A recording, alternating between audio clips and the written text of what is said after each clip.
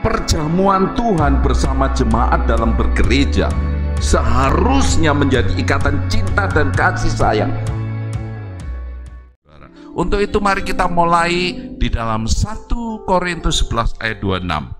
Oke, kita baca ini 2, 3. Sebab setiap kali kamu makan roti ini dan minum cawan ini, kamu memberitakan kematian Tuhan sampai Ia datang. Saudara, ayat ini dengan tegas sekali kita melihat di sini.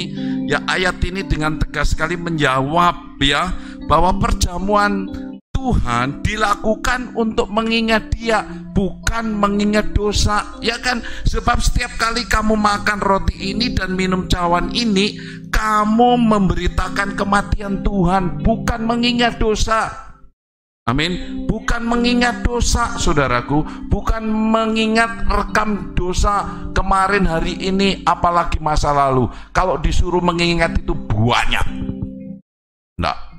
enggak ketimbang, tidak keukur. Perjamuan Tuhan harus selalu menjadi pesta kemenangan. Amin. Harus menjadi pesta kemenangan atas apa yang sudah dicapai Yesus dalam kematiannya, yang memberi pengampunan dan kebangkitannya memberi hidup baru. Saudara-saudara, perhatikan baik-baik. Itu yang terjadi. Mengapa kita harus pada saat melakukan perjamuan Tuhan dua hal ini? Dan tahukah saudara, sebenarnya praktek perjamuan Tuhan yang dilakukan Paulus yang kita baca tadi ya, dilakukan Paulus bersama jemaat Korintus sebenarnya ya boleh saja, sah saja. Karena apa? Karena Paulus sendiri mengacu pada perjamuan yang dijalankan oleh Tuhan Yesus sendiri. Untuk perjamuannya loh saudara ya. Untuk perjamuannya itu sah-sah aja apa yang dilakukan Rasul Paulus kepada jemaat Korintus. Makanya muncul dalam pertanyaan saya itu seperti ini. Jadi kenapa ada ayat yang mengatakan tiap orang harus menguji diri sendiri sebelum makan perjamuan Tuhan? Ya, kenapa harus menguji? Ada nggak sama di kepala saudara pertanyaan seperti ini? Loh, kalau memang itu kenapa mesti menguji diri sendiri? Nah, ini sejarahnya ini. Saya membawa saudara lebih dulu ya ke dalam ke pola hidup, cara hidupnya jemaat Korintus yang ditegur Rasul Paulus. Ya, ini dia firman-Nya. Kita baca bersama-sama 2, 3. Jadi barang siapa dengan cara yang tidak layak makan roti atau minum cawan Tuhan, ia berdosa terhadap tubuh dan darah Tuhan. Ayat 28. Karena itu hendaklah tiap-tiap orang menguji dirinya sendiri, dan baru sesudah itu ia makan roti dan minum darah cawan itu. Karena barang siapa makan dan minum tanpa mengakui tubuh Tuhan. Stop dulu. Lihat ini, yang dipersoalkan bukan dosa ya, bukan belum diampuni. Ayat ini ya. Oke, lihat ini. Ayat 29. Yang disoroti Rasul Paulus itu begini. Karena barang siapa makan dan minum tanpa mengakui tubuh Tuhan, ia mendatangkan hukuman atas dirinya. Saudara, perhatikan baik-baik ayat ini. Ya. Apa yang dikatakan ini? Jelas Rasul Paulus menyoroti, karena barang siapa makan dan minum tanpa mengakui tubuh Tuhan, mendatangkan makan dan minum. Nah, inilah yang disoroti Rasul Paulus. Ada kebiasaan di situ yang berbeda dengan perjamuan yang pernah dibagikan oleh Tuhan Yesus. Rasul Paulus itu hidup saudara tidak ketemu langsung dengan Tuhan Yesus seperti rasul-rasul yang lain. Pertama kali diajari perjamuan suci sebelum Tuhan Yesus disalib, dia mengalami perjamuan langsung bersama Tuhan Yesus. Mungkin Rasul Paulus ya mendengar cerita-cerita tentang perjamuan dan langsung mendapat pewahyuan dari Roh Kudus untuk mengajak jemaat di Korintus ini. Sehingga ketika jemaat di Korintus itu melakukan perjamuan dengan cara yang tidak biasa, Rasul Paulus ya mengeluarkan surat ini dan dikirimkan kepada jemaat Korintus. Nah, seperti ini saudara, kita baca ayatnya. Sebab pertama-tama aku mendengar bahwa apabila kamu berkumpul sebagai jemaat Tuhan, ada perpecahan antara kamu. Tolong garis bawahi perpecahan ya. Nah, itu perpecahan bukan perpecahan. Nanti kita terus. Oke, perpecahan. Yang pertama didengar Paulus itu ada perpecahan. Lah terus di antara kamu, dan hal itu sedikit banyak aku percaya. Oh benar, berarti gitu Rasul Paulus bilang. 2, sebab di antara kamu harus ada perpecahan, ya, supaya nyata nanti siapakah di antara kamu yang tahan uji. Oh tahan uji, bersetia, katanya begitu. Apabila kamu berkumpul, lihat ayat 20 lagi, apabila kamu berkumpul, kamu bukanlah berkumpul untuk makan perjamuan Tuhan. Apabila kamu berkumpul bersama-sama Tuhan di saat perjamuan Tuhan, saudara, kamu itu bukanlah berkumpul untuk perjamuan Tuhan, bukan makan perjamuan Tuhan. Nah, mari kita baca bersama-sama. Lihat ayat 21 ini, ngeri. 2, 3. Sebab pada perjamuan itu tiap-tiap orang memakan dahulu makanannya sendiri, sehingga yang seorang lapar dan yang lain mabuk. Oh ya kan? Jadi yang disoroti di sini soal cara makan, gitu loh. Ya, saudara, saya tidak mau menyampaikan ini berdasarkan satu informasi. Maka kebiasaan pendeta itu meneliti, menyelidiki, asesmen dan lain sebagainya, mengorek sana sini, cari informasi dari berbagai ya sumber ya. Nah, saudara, saya juga penasaran, apa sih yang dimaksud Rasul Paulus itu? Saya menemukan yang lain daripada ayat ini, ya. Nah, tapi saya bisa simpulkan itu seperti ini, saudara ya. Ini versi bahasa Inggris kontemporer. Itu mari kita baca bersama-sama seperti ini. Salah satu ayat yang membantu saya untuk mengerti ya sebenarnya yang disoroti oleh Rasul Paulus, ya, yang menyebabkan ada pembenahan dan pembenaran di sana. Kita baca 2, 3. Saya diberitahu bahwa ada tidak dapat bergaul satu sama lain ketika Anda beribadah. Jadi begini Bapak Ibu Saudara, singkat cerita, kenapa terjadi perpecahan? Ternyata jemaat itu yang berkumpul itu ada banyak dari mereka yang tidak bisa bergaul dengan benar. Itulah yang menyebabkan terjadi perpecahan. Itulah yang menyebabkan terjadi kelompok-kelompok, mengelompok gitu loh. Oke, nggak bisa bergaul. Nah, ini bisa lain kali bisa kita bahas ya lagi dalam beribadah. Dan saya yakin bahwa sebagian dari apa yang saya dengar adalah benar. Benar, ternyata jemaat Korintus itu Paulus bilang, oh iya memang di sana orang-orang itu kayaknya sudah pada susah bergaul satu dengan yang lain. Oke, terus ya. Nah, kamu pasti akan berdebat satu dengan sama yang lain. Maaf, ini jemaat Korintus. Nah, gitu ya. Oke, terus. Tetapi mudah untuk melihat siapa di antara kamu yang mendapat perkenanan Tuhan. Ayat 20. Ketika Anda bertemu bersama, Anda tidak benar-benar merayakan perjamuan Tuhan. Ya kan? Terus, kamu bahkan mulai makan sebelum semua orang datang. Nah, ini kan bukan di sini ya. Kita semua makanan ditaruh di sana, kita kan pada ibadah. Ya, oke. Kita tidak negatif thinking ya. Oke, terus kamu bahkan mulai makan sebelum semua orang datang ke pertemuan, dan beberapa dari kamu kelaparan sementara yang lain mabuk. Saudara, soal makan itu enggak apa-apa. Soal minum alkohol itu enggak apa-apa. Tapi yang dipersoalkan mabuknya. Lu kok minum alkohol enggak apa-apa, nanti itu tema yang lain. Oke? Nanti tema yang lain. Saya coba membatasi tema ini. Ya. Jadi saudaraku, dengan jelas sekali Rasul Paulus menegur jemaat Korintus, bukan menegur Anda dan saya. Amin. Ayat ini mengajak untuk mengoreksi. Rasul Paulus itu tidak mengajak kita untuk mengoreksi kalau sebelum kita melakukan perjamuan itu jangan korek-korek dosa lagi. Gitu loh. Itu ayat ini bilang begitu. Ya, ayat ini bukan sama sekali untuk kita yang hidup di 2022 tahun lalu. Ayat ini saudaraku, ya, 2020 tahun lalu tampaknya di dalam jemaat Korintus ini ada konflik sesama, yaitu ternyata mereka tidak bisa bergaul antar jemaat dalam cara makan dan minum yang salah ketika mereka berkumpul untuk perjamuan Tuhan. Di sana ada perpecahan. Artinya perpecahan di sana itu bikin kelompok-kelompok gitu loh.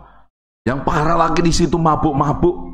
Yang parah lagi mereka memakan semua makanan sehingga ada yang kelaparan karena kehabisan makan. Yang kelaparan itu tidak kebagian makanan. Nah, cara itulah saudaraku, cara itulah yang dikatakan Rasul Paulus sebagai cara yang tidak layak dan perlu memeriksa diri sendiri mereka supaya tidak menghukum diri sendiri.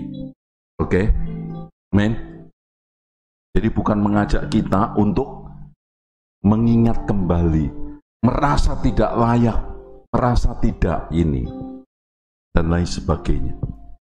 Saudaraku, perjamuan Tuhan bersama jemaat dalam bergereja seharusnya menjadi ikatan cinta dan kasih sayang timbal balik, bukan dijadikan alat perselisihan dan perpecahan.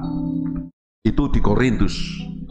Jadi orang-orang Korintus sana menjadikan perjamuan Tuhan itu sebagai kesempatan untuk memuaskan kerakusannya. Karena itu Rasul Paulus melanjutkan ayatnya seperti ini. Lihat ini saudara ya, kita baca. Terjemahan barunya begini. Apakah kamu tidak mempunyai rumah sendiri untuk makan dan minum? Atau maukah kamu menghinakan jemaat Allah dan memalukan orang-orang yang tidak mempunyai apa-apa? Apakah yang kukatakan kepadamu, kepada kamu, memuji kamu? Dalam hal ini aku tidak memuji. Apa yang tidak puji? Yaitu tadi dalam perjamuan, ya, mereka salah bergaul, memakan habis dan sambil mabuk-mabuk. Itu yang disoroti oleh Paulus. Perhatikan Bapak Ibu Saudara, dalam ayat ini jelas Paulus menegur mereka karena dianggap tidak menghormati tubuh dan darah Kristus dan juga jemaat Tuhan. Dan akibatnya apa? Mereka mengalami konsekuensi dari perbuatannya. Mereka mengalami akibatnya. Coba kita lihat selanjutnya, ya, ayat ini. Ini bicara mengenai hukuman, ya. Perasaan tidak enak. Karena hukuman, karena itu tadi perilaku makan dan minum dalam perjamuan. Ayat 29-nya 23. Karena barang siapa makan dan minum tanpa mengakui tubuh Tuhan, ia mendatangkan hukuman atas dirinya.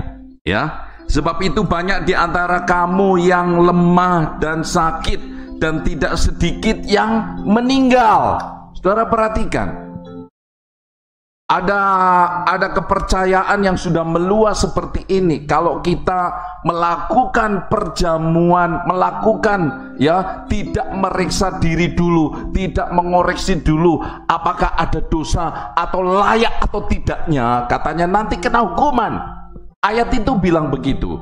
Tapi saudara, untuk memahami ini, saya cari Alkitabnya yang seperti apa sih sebenarnya hukuman itu, seperti apa yang bisa menimpa orang percaya gitu ya. Kok bisanya orang percaya itu masih kena hukuman?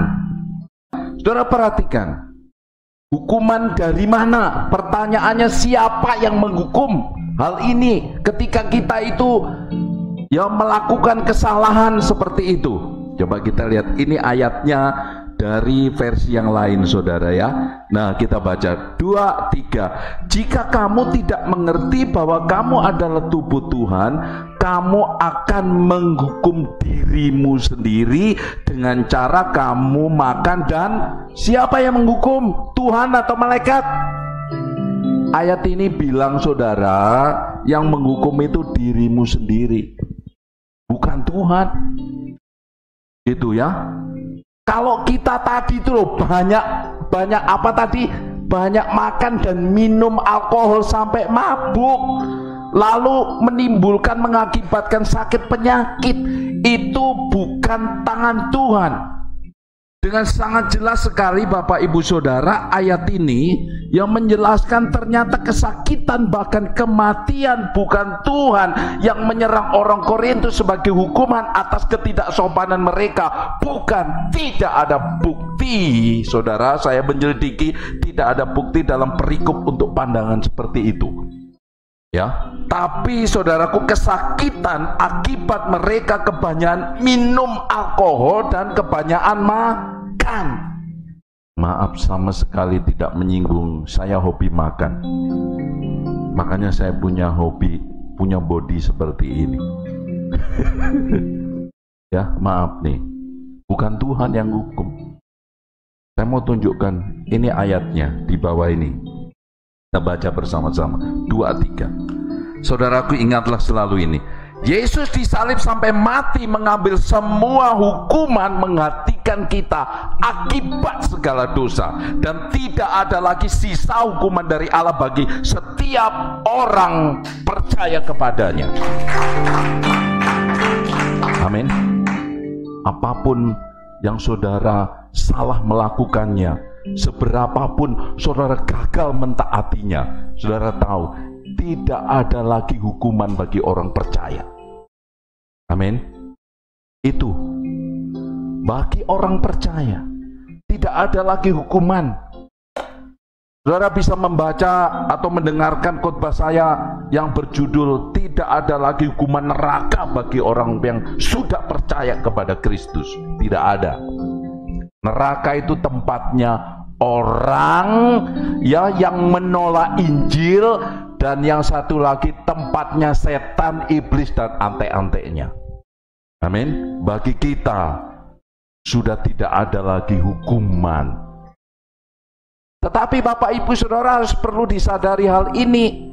Mengapa tadi mereka mengalami hukuman, mengalami kematian, ya mengalami sakit penyakit, bahkan sampai kematian terjadi pada diri orang itu karena apa?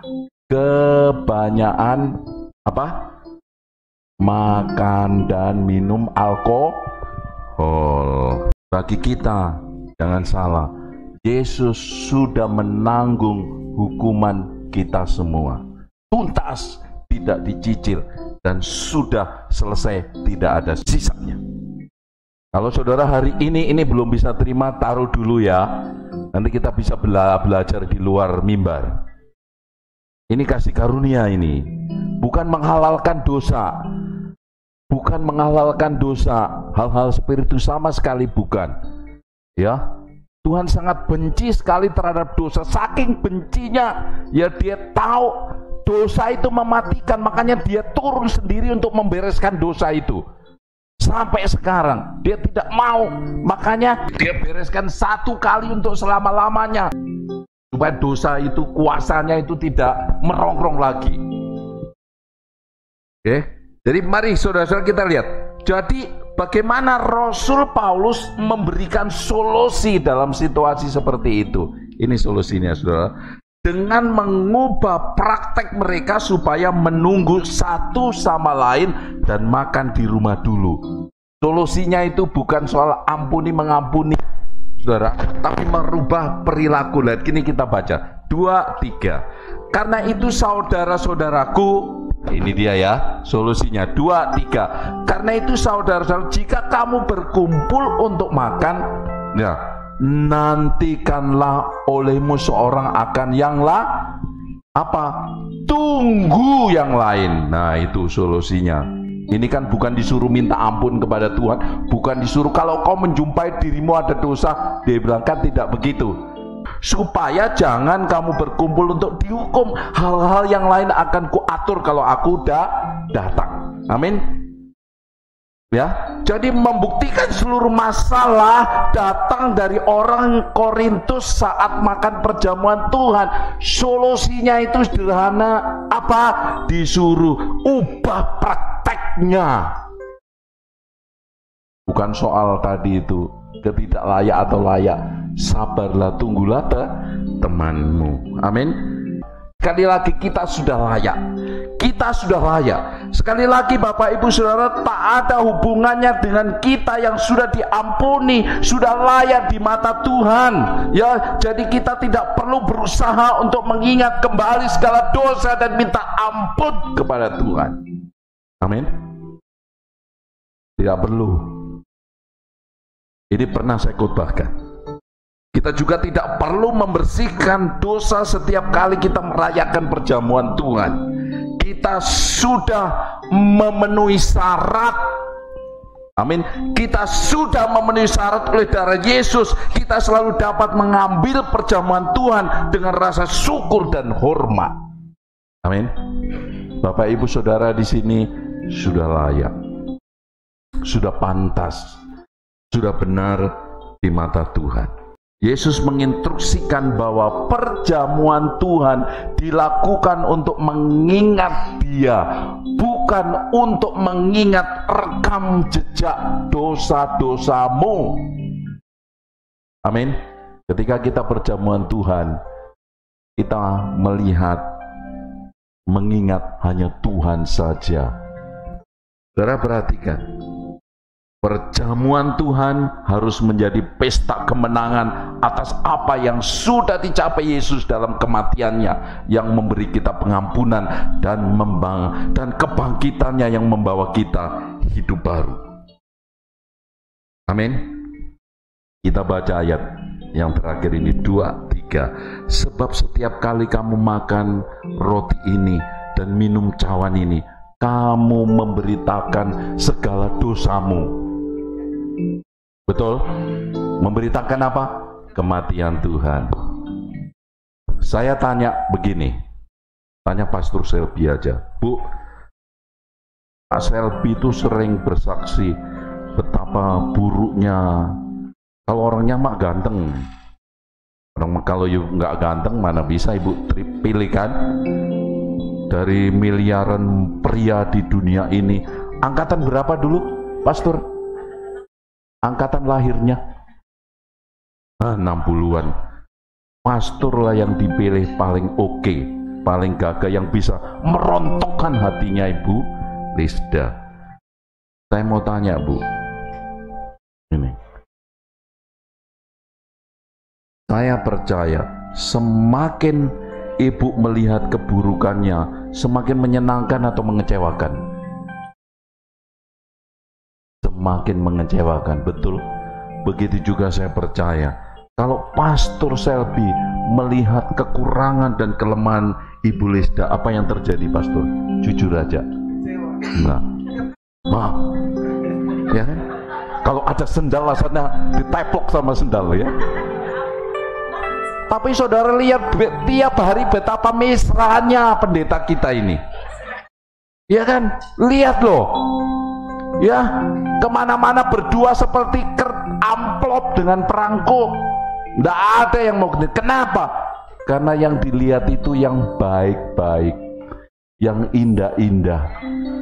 Betul? Ya, itulah kita, saudaraku.